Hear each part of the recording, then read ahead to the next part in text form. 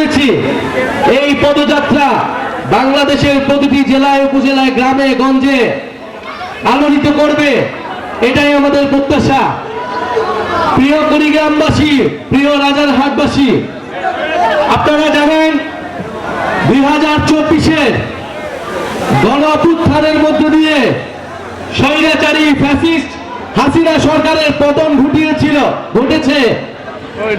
এই ফ্যাসিস্ট হাসিনা সরকারের পতন আমাদের মনে করিয়ে দেয় কোন স্বৈরাচার, কোন ফেরাউন ক্ষমতার মসনদে চিরকাল টিকে থাকতে পারে না।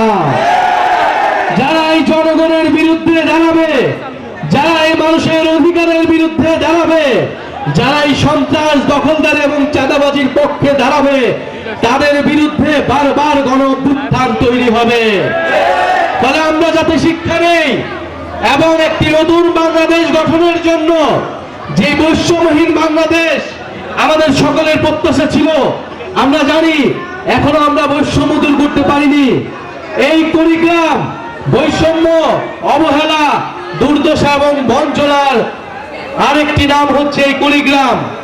ফলে কুড়িগ্রাম এই সীমান্তবর্তী এলাকা, এইখানে আমাদের বৈষম্য দূর করতে কাজ করতে হবে। আমাদের শিক্ষা, স্বাস্থ্য, প্রযুক্তি এবং কৃষি খাতে আমাদের কাজ করতে হবে।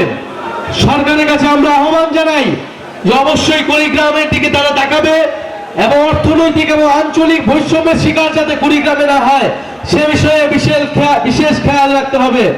প্রিয় শিক্ষার্থী ভাই বোনেরা, আমরা লড়াই করেছিলাম একটা নতুন বাংলাদেশের জন্য।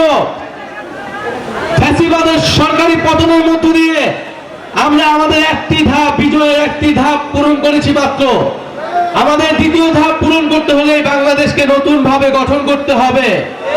ইনশাআল্লাহ আমরা গঠন করব, এই বাংলাদেশের জন্য আমরা কাজ করব ইনশাআল্লাহ। আপনাদের রাজারহাটে আমাদের এনসিপির যুগ্ম আহ্বায়ক আর ডক্টর আতিক মুজাহিদ রয়েছেন, ইনি আপনাদের পাশে দাঁড়াবেন, আপনাদের সমস্যা সমাধানের জন্য কাজ করবেন।